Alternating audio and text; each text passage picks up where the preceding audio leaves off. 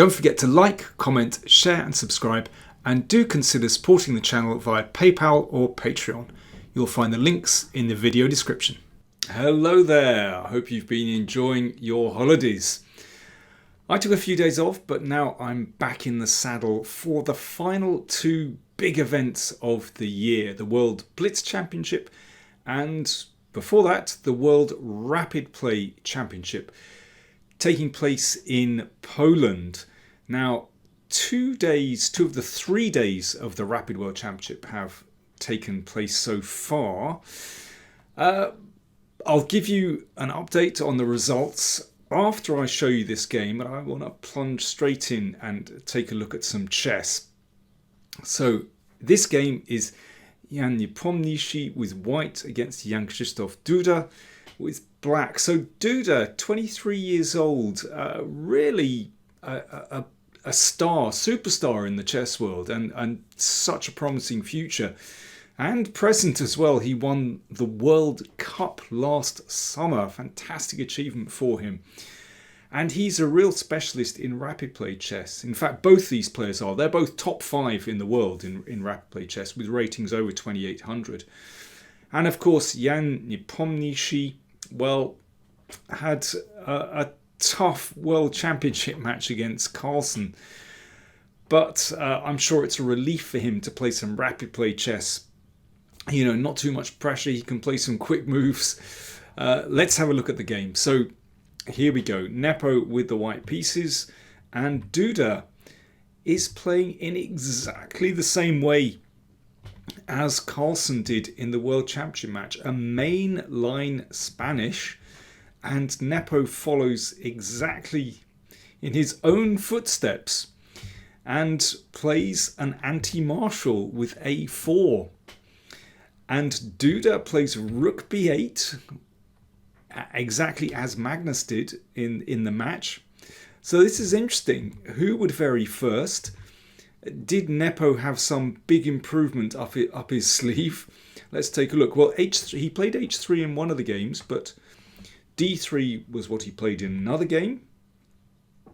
We've got h3, so we have this typical sort of anti-martial pawn formation. So it's sort of steady manoeuvring. I mean, this move rook b8, I have to say, it doesn't appeal to me with black, because it cedes the rook's file to white. But, well, Carlsen proved that this is a very viable system for black. Personally, it wouldn't be for me, but there you go. Now, this is all as in Nepo against Carlsen game 7, and here Carlsen played bishop f8. No doubt Nepo would have something up his sleeve there, but instead of bishop f8, Duda played knight takes knight. Well, it doesn't change the nature of the position greatly. It's, you know, I would say, well, optically it's more pleasant for white. I think that's what we can say. This bishop is a good minor piece. This bishop is trained on that h6 pawn, and white has some control over the a file. But you know, you can say yes, optically it's nice for white, but it's nothing tangible as yet. You know, there are no weaknesses in black's pawn structure, for example. So could Nepo make something of this? Let's have a look. Bishop f6, and now rook a6. So he's trying to use that a file. Attacking the knight drops back, hitting the bishop. Of course, white wants to keep that important light squared bishop. Rook a8. So now black fights back. That rook is potentially very strong, so it's very logical to exchange it off. And if queen a1, then, you know, something like this, well, it just leads to more exchanges. It's not clear that white is really making more progress there. I mean, one could just bring the queen across, maybe queen a8 as well.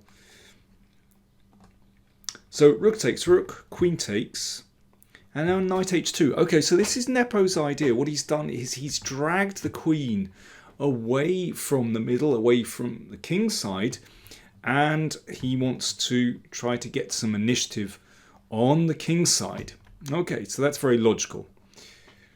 Knight g6, the knight comes over to, block out white on the king's side, but queen h5, and you can see Nepo's strategy. So he is moving his queen into the danger zone around the king, while black's queen is in Siberia. That's the idea. Threat already to play queen takes knight, exploiting the pin. So bishop e6, of course, is the standard idea to exchange off that important light squared bishop. Knight g4, but, well, Nepo has a little initiative here, threatening to take the bishop. And here is actually quite an important moment in the game.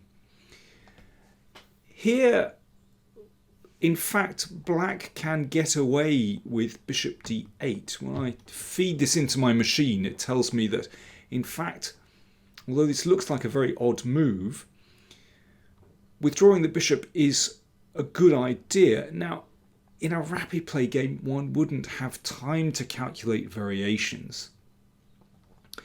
I would be terrified of something like this. Sacrifice on the king's side, and then knight takes. When the queen is so far away, this looks incredibly dangerous. But in fact, black has enough to defend this position. But not easy to work that out. And bishop d8 just looks really counterintuitive, blocking the queen and rook. But the point is, the queen actually stays active here. And, after a move like bishop takes bishop, if white isn't going to sacrifice, plays it more slowly, something like this. In fact, black starts to get counterplay with the queen down here, and can also rejoin the king side. So bishop d8 is the correct move here, but Duda played what to me looks like a very natural move, queen d8, supporting the bishop. So if knight takes, then queen takes, and, well, black would be fine there. But there is a subtle drawback to that move. Let's see what Nepo did. Bishop takes, rook takes, of course, and now rook a1. It's funny, you would have all your thoughts trained on the king side, and you'd think, well, queen d8, very solid. But actually, once the queen moves over, then this rook occupies the rook's file, and that's pretty annoying. You can see that the rook has been dragged up to the 6th rank, so this rook might have a chance to invade on the a file. And white has still a little bit of pressure on the king side, which Duda tries to neutralize with bishop g5.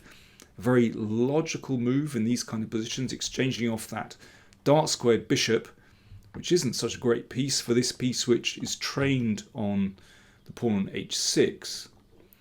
But here Nepo plays it very simply. He exchanged off on g5. Well, if queen takes, then you can see that the rook is going to invade. Black's king is in a poor position. This is very uncomfortable pressure. Very pleasant endgame for white. But Duda took with the pawn. g3 prevents that knight from moving to f4 to attack the queen, which would be in some trouble.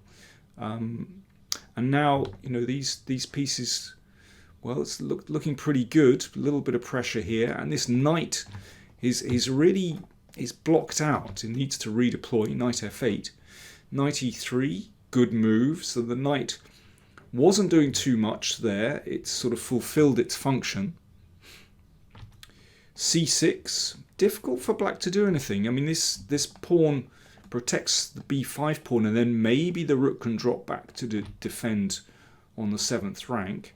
I suppose also the pawn prevents the knight coming into d5. But now rook a6 hits that one. g6 drives the queen back, but still the queen is in a good position on f3. Queen c7 protects the pawn. And now the knight can switch back to g4. Looking at these squares, that's already very dangerous for black. And here, well, Duda makes a tactical mistake. He is under a lot of pressure. You can see white's pieces looking really good. But the best move is king g7 to cover these squares. But now, well, white still has beautiful pressure in this position. Queen e3 is a lovely move.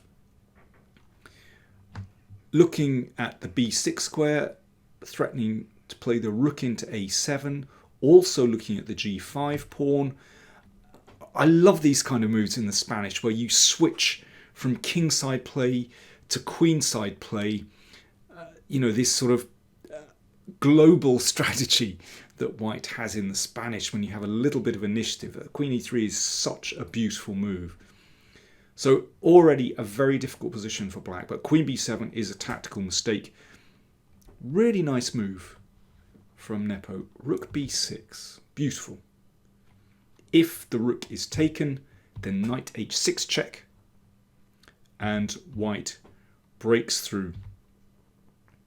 Well, white has given up the rook and the knight, but now picks up everything. Of course, if the king steps up, then queen h8 is mate, so the king goes back, but now check.